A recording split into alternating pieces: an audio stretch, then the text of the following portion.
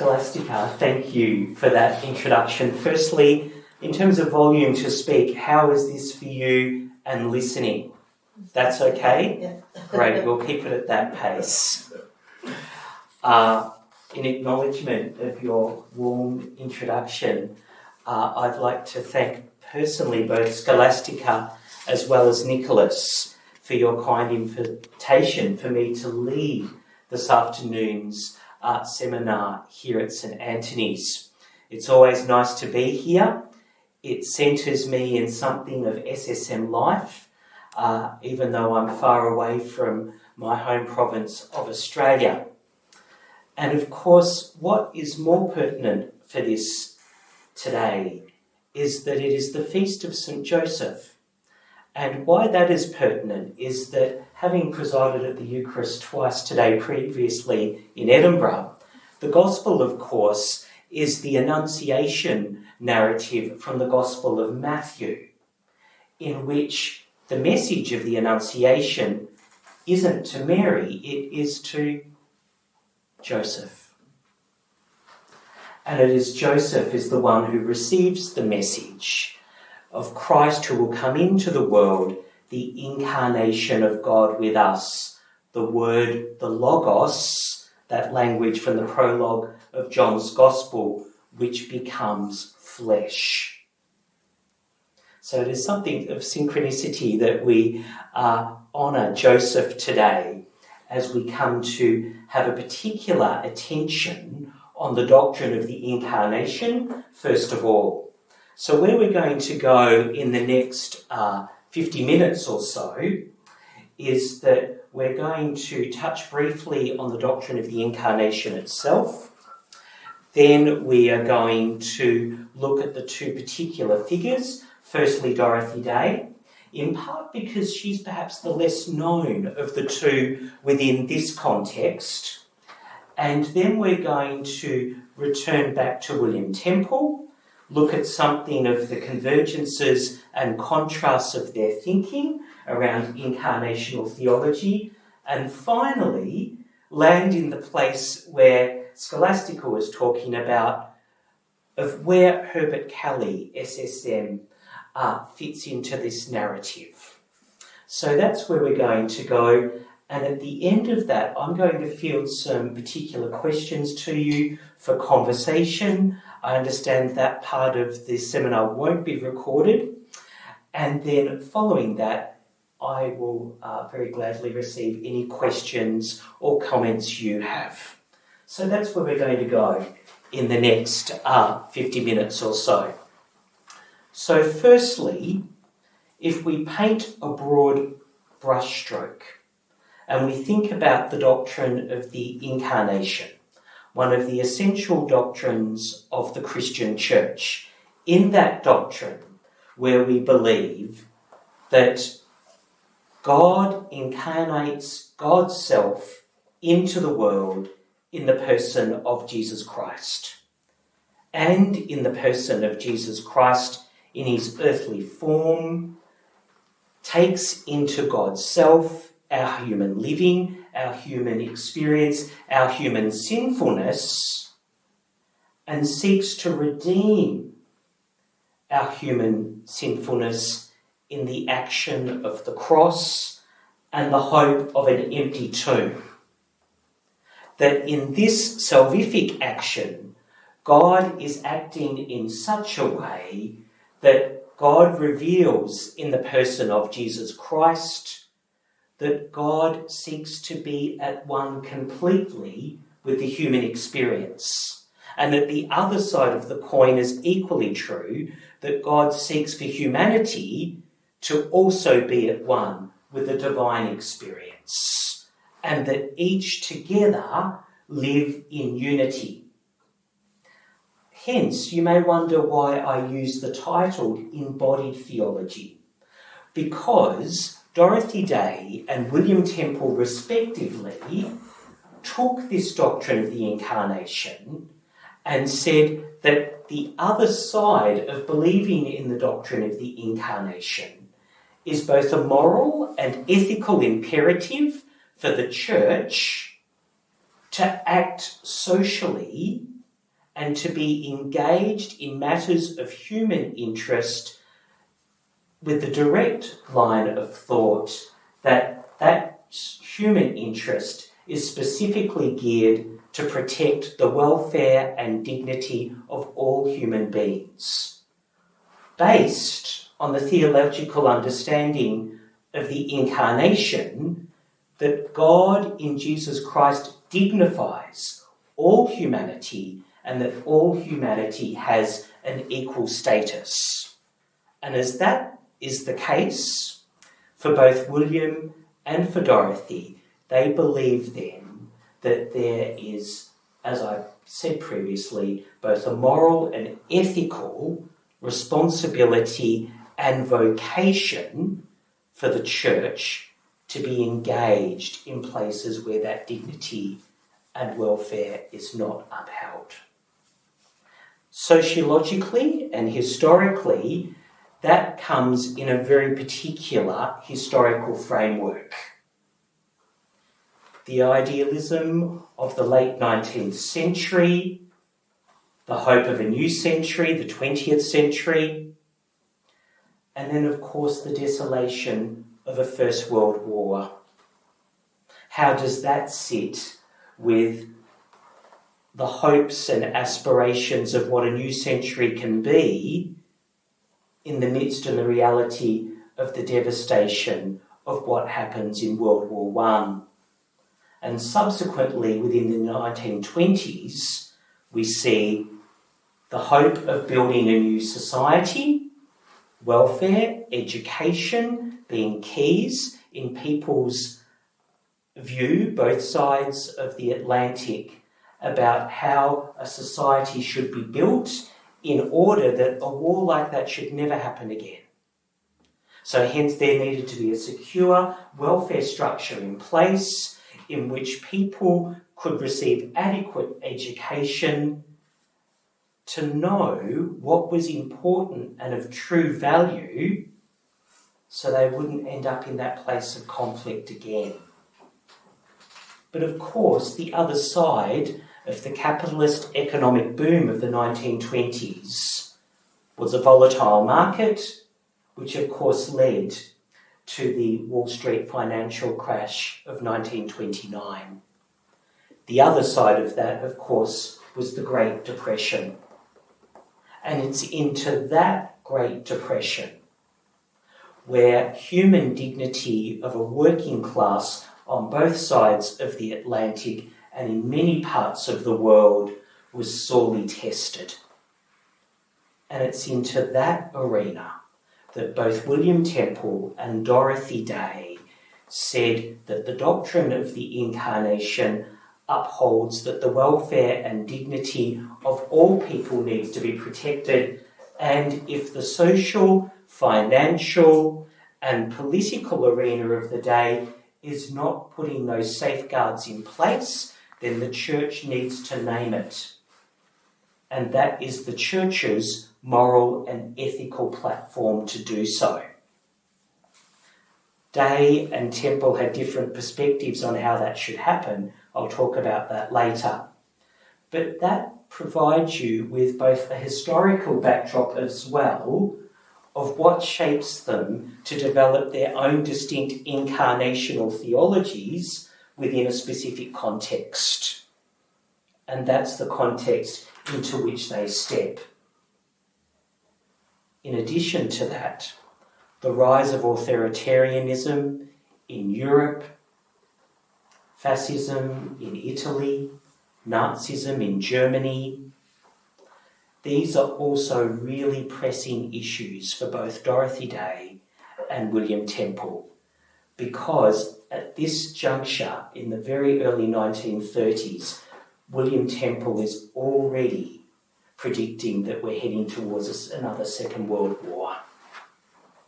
And hence he's saying, where is it about the dignity of humanity which is being compromised as all of these populist movements arise? So leaving the context there for a moment, going back and looking at each figure specifically. And as I said, I'm going to focus on Dorothy Day first, in part because she may not be known to you at all or a little. How many people have heard of Dorothy Day? Very good. I'm pleased. So Dorothy Day. Dorothy Day was born in New York City in 1897. She was born into a secular family. Her father's family came from the south. Her mother's family came from the north. And she was born at a time in America where that still meant something in terms of your identity and which side of what was that Mason-Dixie line where you laid your hat, so to speak. Her father a Congregationalist, her mother an Episcopalian Anglican. But her parents didn't practice their faith. They didn't baptise any of their 5 children. And Dorothy's father is a journalist, and he's a sports journalist. And sports journalism is a pretty sporadic trade. So hence they're going from a comfortable life to an impoverished life, and they're moving across the country for where work will be with Dorothy's father.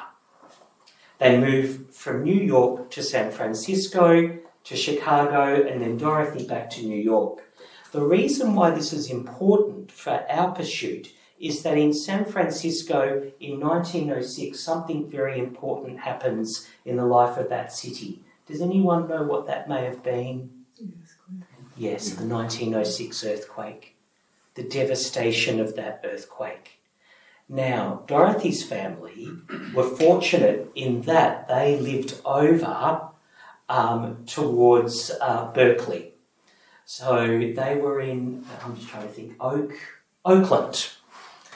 But in the carnage of that earthquake, lots of people who are living in the city centre of San Francisco are being jettisoned out and billeted to people who live in Oakland to look after them. Dorothy's mother makes a pop-up soup kitchen.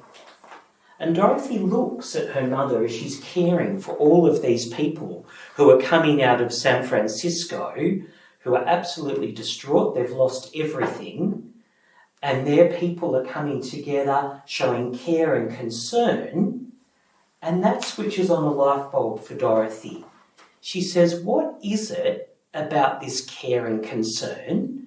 And at the time, she's only 9, 10 years old. But she's thinking, what is it about this care and concern which is important? And she begins to already ask those deeper questions. And throughout her life, she'll always return to that narrative to say that that's where her inherent care and concern for people and their welfare stemmed from, right there in San Francisco in 1906. She receives a scholarship to go to the University of Illinois. She was a prolific Greek reader and writer and received a scholarship for her Greek, and she interpreted Matthew's Beatitudes from Greek into English. Hence, she had a very good knowledge of Scripture. Now, at the age of 17, let me go back one very important step. Chicago.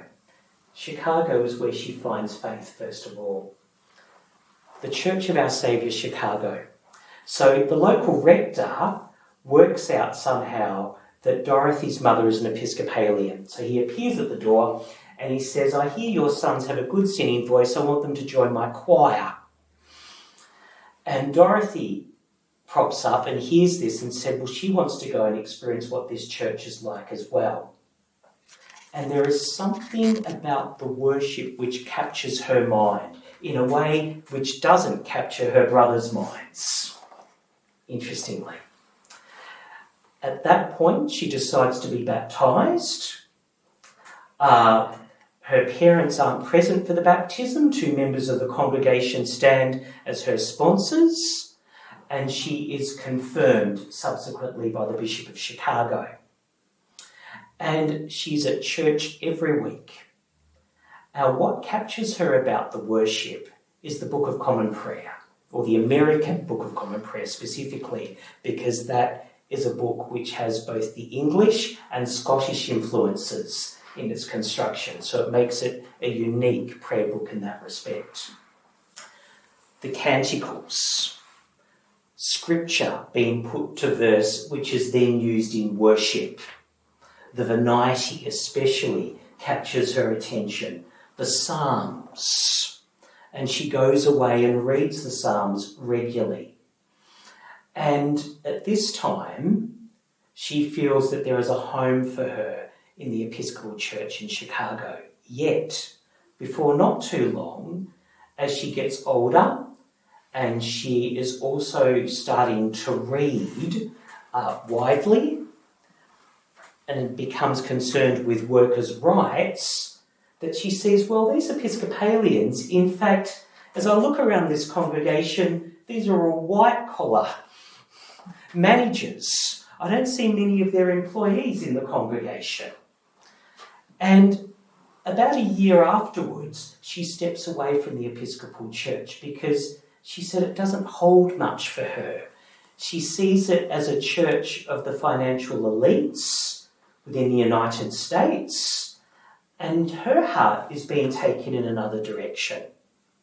So it is in Illinois, as a university student on scholarship, that she gives up faith entirely, and from there she actually doesn't finish her degree, and she ends up back in New York, in the West Village. The West Village at this time was famous for cafes and bars run by mafia gangsters. And these were the places where Dorothy would go and spend her evenings and associate with all manner of people.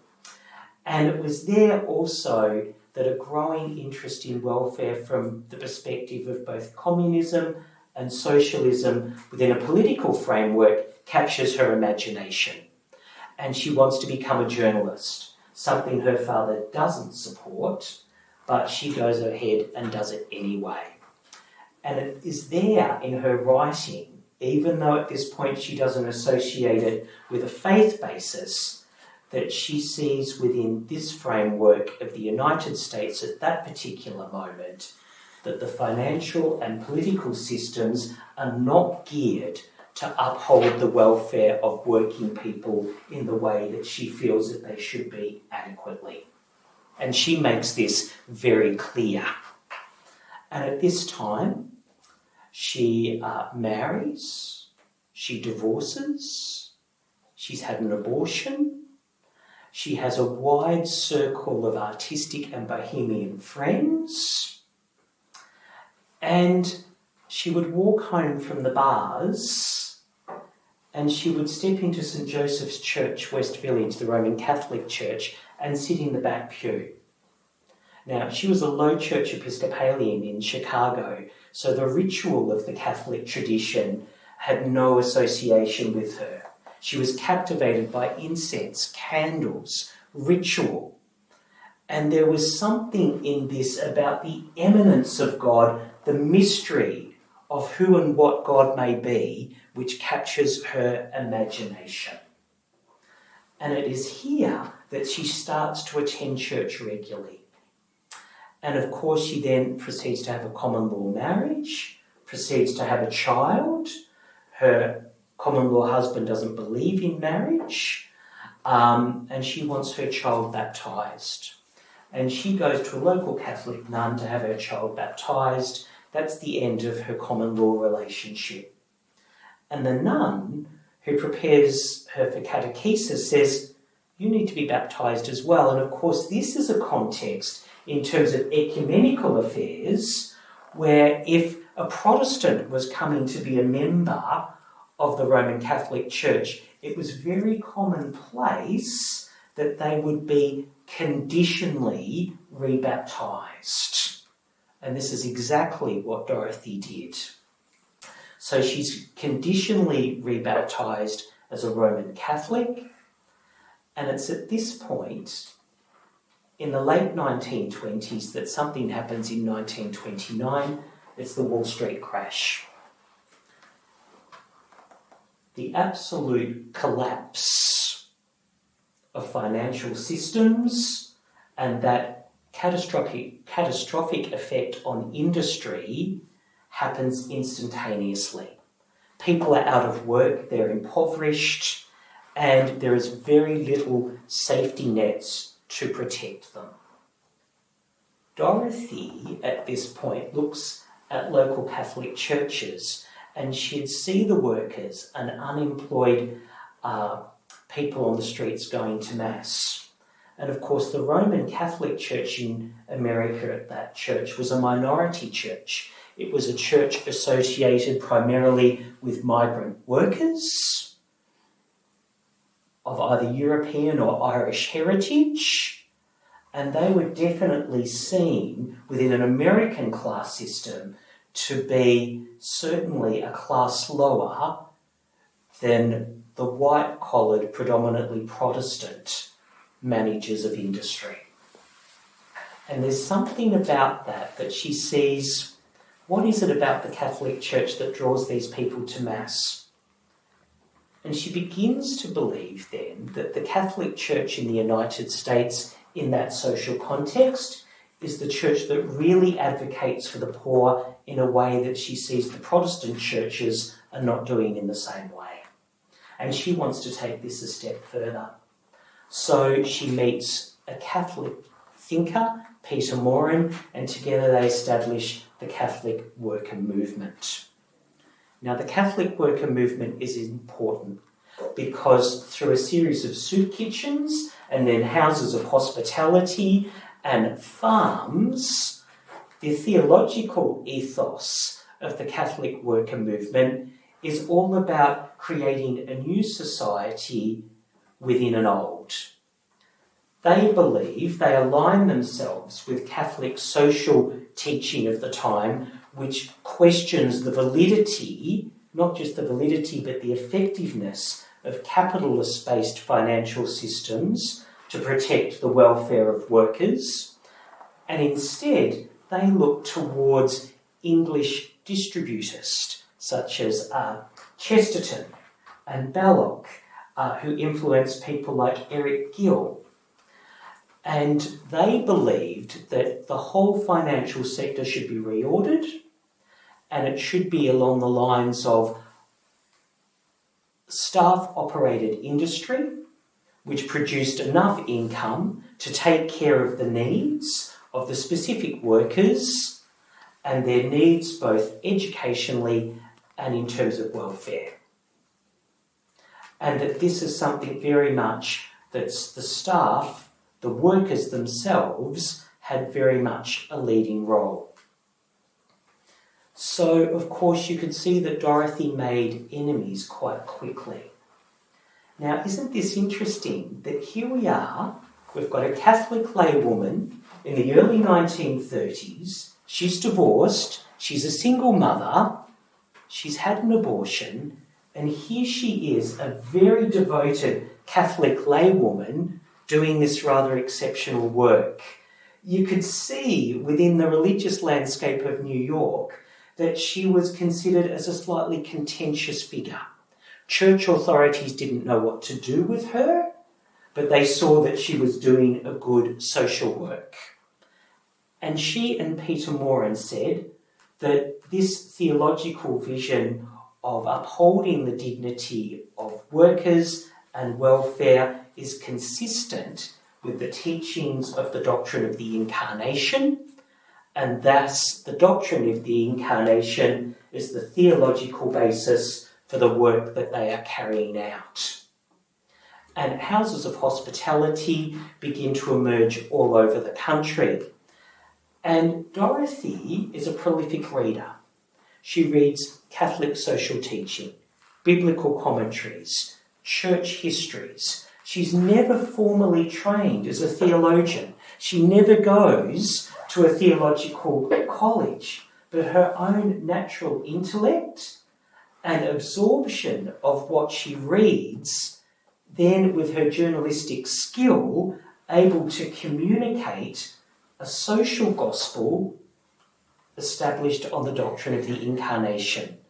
And the tool in which she does that is the Catholic Worker newspaper, where she writes her weekly column called Day by Day. And I'm just going to read for you now one of Dorothy's key texts on what the Incarnation means to her.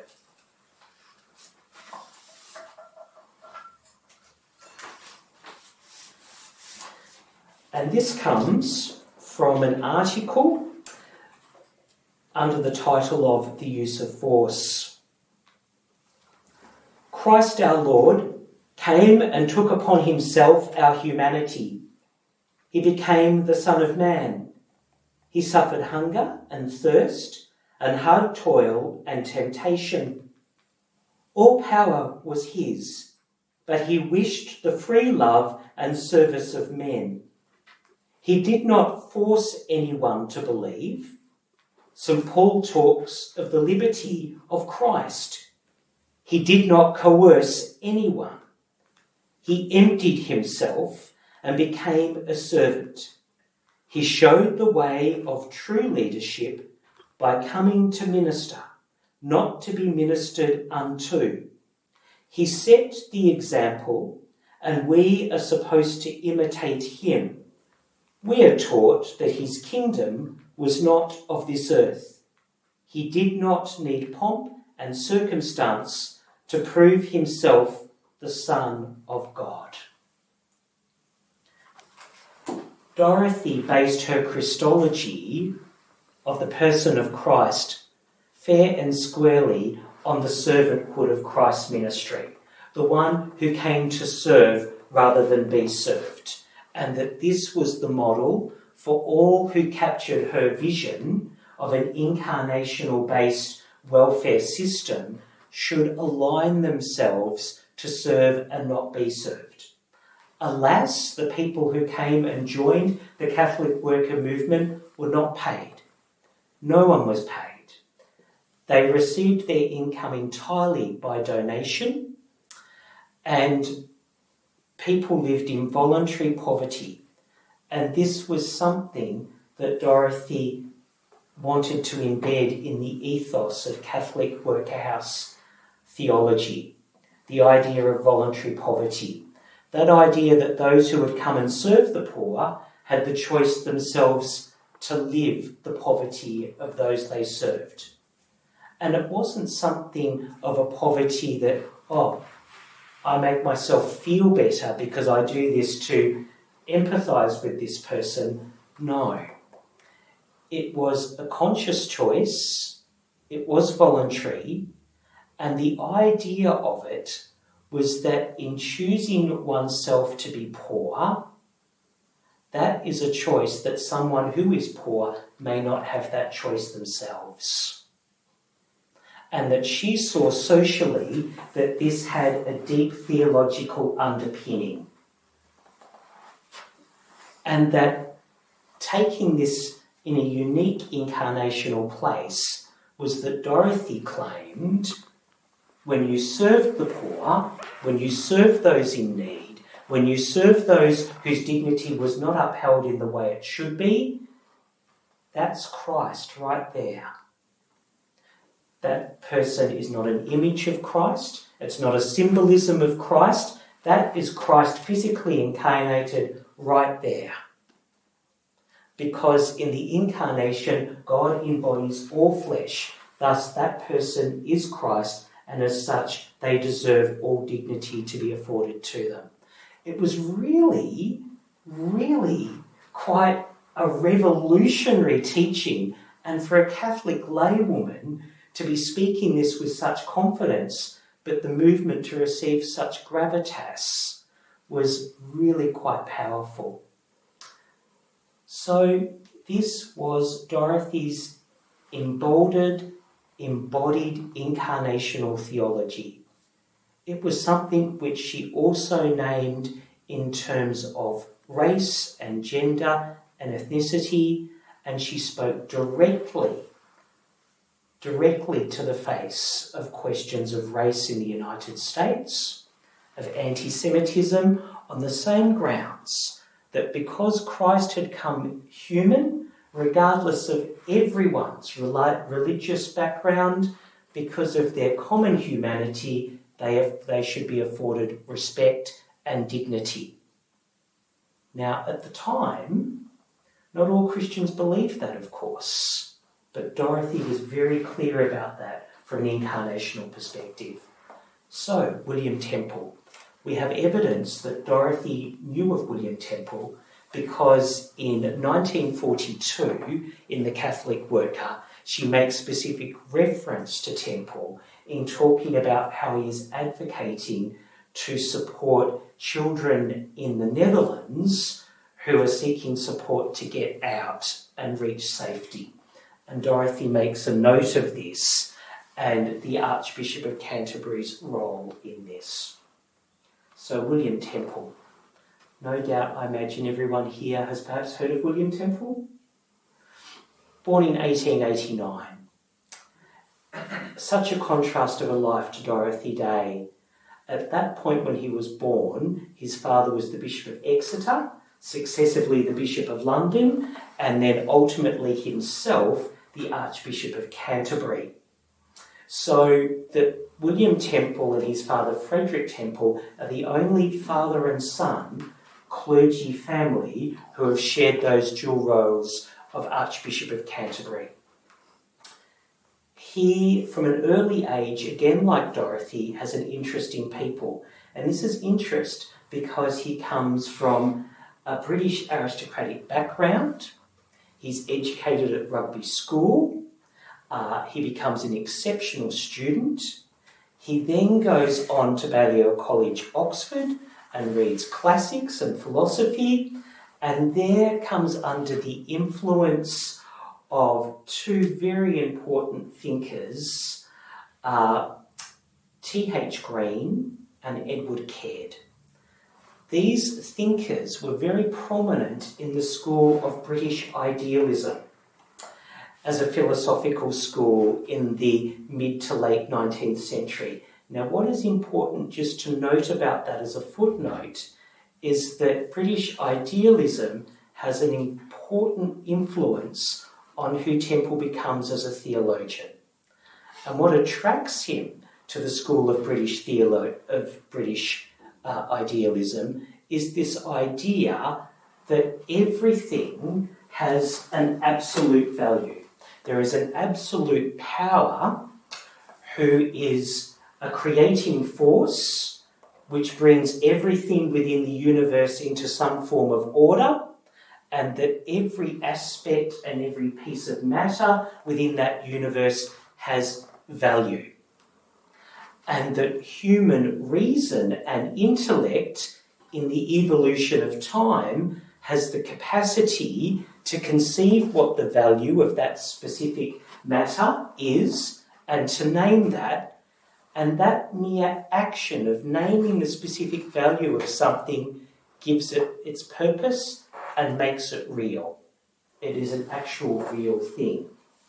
And that all of those values together add up to an overarching value, which Temple then, in his theological training, then says that that value relates specifically to the person of God in the Christian context. And that he then associates what British idealism sees in terms of absolute value and says that that illustrates that there is a will in the person of God who wills all of this to be. And all of this happens within the course of history. And the other interesting thing to note about this, of course, is that at this time, Charles Darwin's theory of evolution is becoming widespread. And at this point, of course, it's challenging the church because in terms of questions of theology, particularly how we read scripture, in the light of this new scientific theory, as it particularly gets gravitas, really does challenge the church at this point. And of course, the school of modern biblical criticism comes out of this period, and this also influences the second half of the 20th century in terms of theological thinking. So for those who come under the influence of British idealism, they say, well, if we're beginning to grasp this sense of an ultimate value which happens within an evolutionary order, which is an ongoing creative process, what does that say about the Christian church? It's a pretty pertinent question, isn't it? And for Temple, he arrives at the point where he says that within history, the ultimate moment of revelation in the Christian tradition is where this God, who has ultimate will for this purpose to take place, the key moment of revelation is where that divine will seeks to become human. So that there is the complete unity between divine and human life. And of course that takes place in the incarnation of God in the person of Jesus Christ.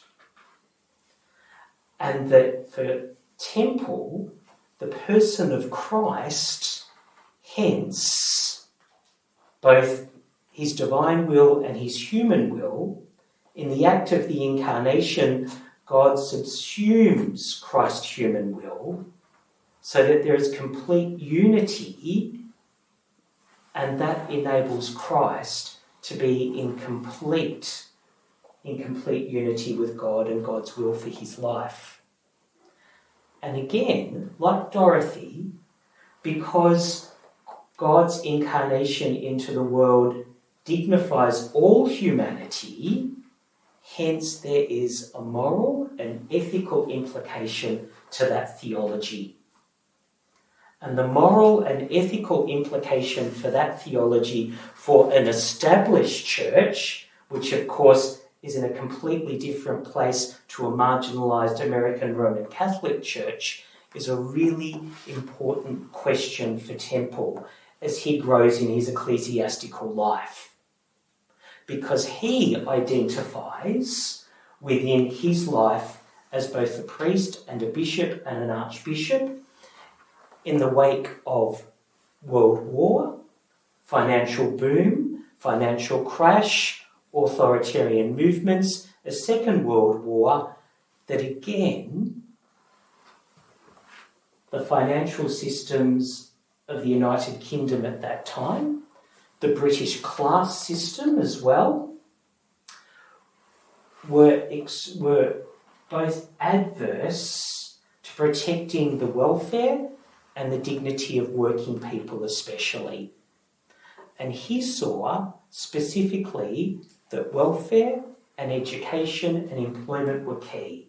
And where he for the first time becomes in direct communication and involvement with working people is when he becomes the head of the Workers' Education Association. That's the first time in his life that he really experiences the life of working people and engages with them and their experience. And it's there that he says, yes, this is where there are pitfalls and this is where there needs to be change. And his three great texts, Mens Creatrix, 1917, Christus Veritas, 1924, Nature, Man and God, which are his Gifford Lectures of 1934-1935, and of course his penultimate social book, Christianity and the Social Order, 1942, just 2 years before his death, are all attempts of William Temple's capacity to amalgamate his belief in incarnational theology and said that for an established church, there is a higher level of moral and ethical responsibility to be engaged in protecting the welfare, education and employment of all British subjects. And of course, he said that the established church needs to create itself in such a way that it is able to do this work effectively. Now, he drew a very clear distinction here. He said the church had the moral and ethical impetus to name injustice, but it didn't have the experience or qualification to make government policy. Hence, it was important that the church and the state had to have an important relationship with each other, because it was the role of the state, with their expertise, to form appropriate welfare policy, and it was the church's responsibility to hold that policy to account, that it upheld the values of an incarnational theology. We see the contrast of Dorothy Day and William Temple. An English prelate, a leader of an established church, someone of high social standing, and in the midst of all of that sees another aspect of British life, and which is the majority of people's experience of life, and says that this does not uphold the teachings of Christ within a country which deems itself to be Christian. So hence he seeks to make Christianity a living social enterprise for Brits in a way that they could completely believe that they too could have a social responsibility, and a social responsibility with a care for the other who was not themselves. Dorothy Day, Catholic laywoman, marginalised Roman Catholic Church within an American context, who again, as a marginalised woman within that tradition, and by the very nature of her lay vocation, yet had a prolific power, primarily through her journalism and through the incarnate act of just doing the work and naming that that person right there in that chair is Christ in our midst, hence that's why we act. Both took very different views of embodied theology. For Day, the state should be kept at bay. The state should be there primarily to look after the judiciary. Interesting question in the United States at present. And into this, she herself was an anarchist. Now, of course, that term has a spectrum. Dorothy's idea of anarchism would be that government should be small, it should be there, but it primarily should be there to protect the judiciary, to uphold the laws. Welfare, employment, education should very much be collective exercises which follow the lines of distributism, which is very much worker-oriented and managed.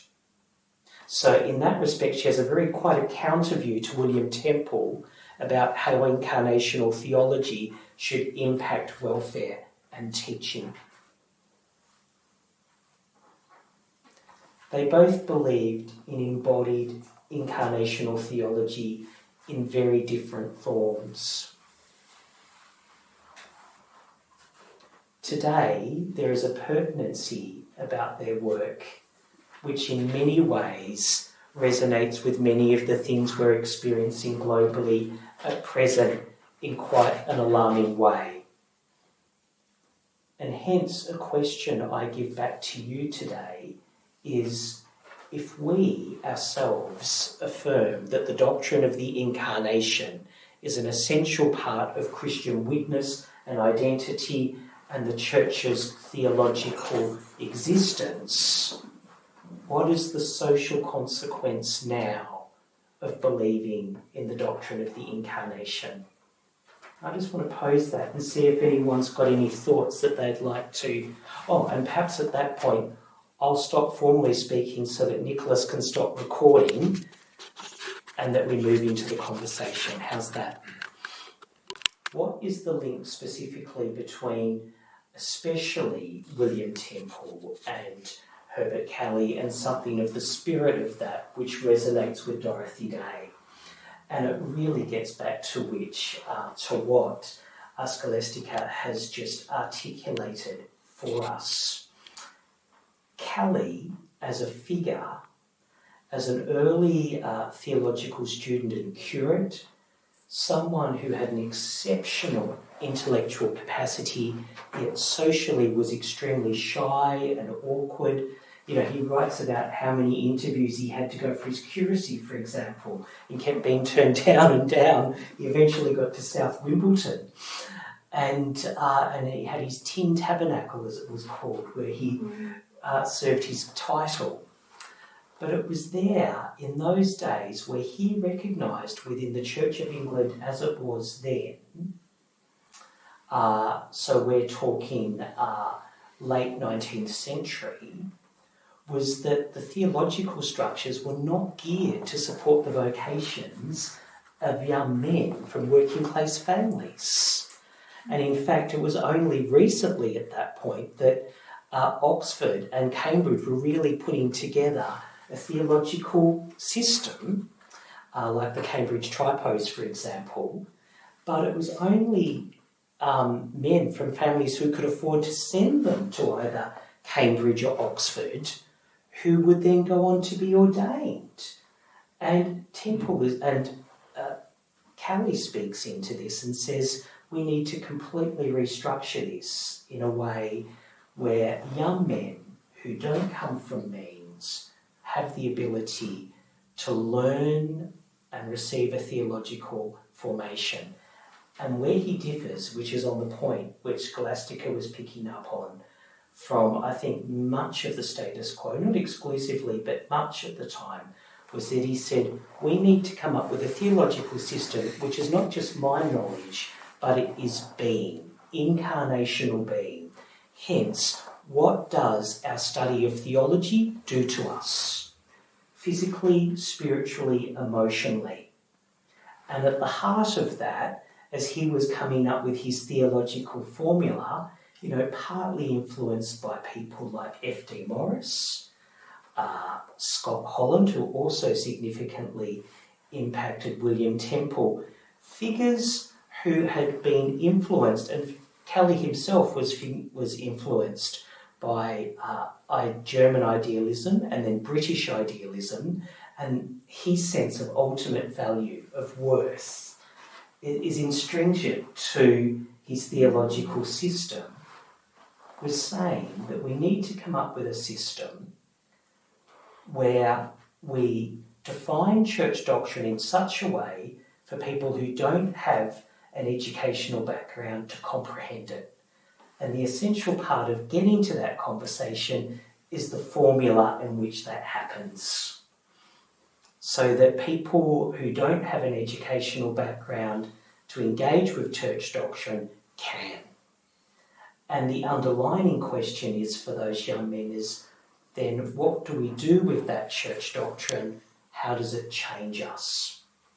And the reciprocal question is, what is God doing? Hence Kelly's understanding of what he called the divine service. That constant question to come back to, what's God doing? What's God doing now?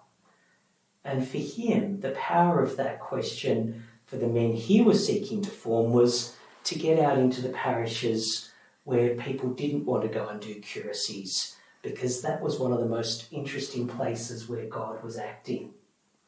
And how doctrine and a right and a formula to teach doctrine in a way that a wide scale of the population could understand it in order to teach it, particularly of vocations, but then how those men who became priests or lay brothers in the community could teach it with those who they shared their lives as a mission, as a sacred mission.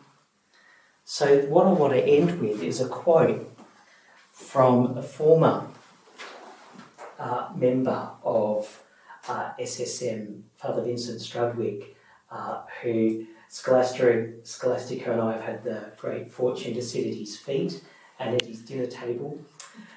And again, that ultimate value for Kelly came back to the doctrine of the Incarnation. And Temple sat at his feet, and Kelly was one of the great influences on Temple's incarnational thinking by saying to William Temple that the church needs to be at the place where it's not comfortable, because that is the place where Christ is truly manifest, and that manifestation reveals Christ in all of his fullness of humanity. So I read from Vincent Strudwick. For Temple, the key to Christianity was the Incarnation, another code word. This one meaning God made flesh, which for Christians in Jesus, the Word of God is not in the pages of a book, but is a living word when made flesh in what is rather old-fashioned language now.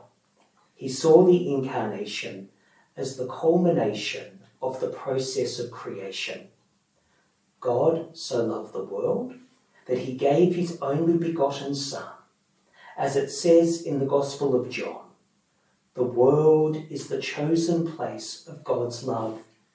The nature of that love is disclosed by Christ in his life and death, and through the Spirit, the eyes of everyone may be opened so that they may be that love in their everyday life. This is the gospel of the kingdom. William Temple took from Kelly that in not spreading this gospel of the kingdom, the church was failing. Kelly had written, the worship of the parish church is the key which should unlock the mystery of God in the world. Just so, is it being used to unlock the mystery? Is it not being very generally used to lock the mystery up? To lock itself up, safety within the church itself. And again, football clubs are seen as a mean of keeping young men together. So this is using Kelly language.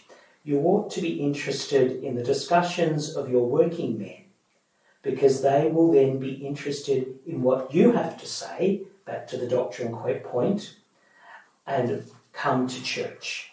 It all ends in that.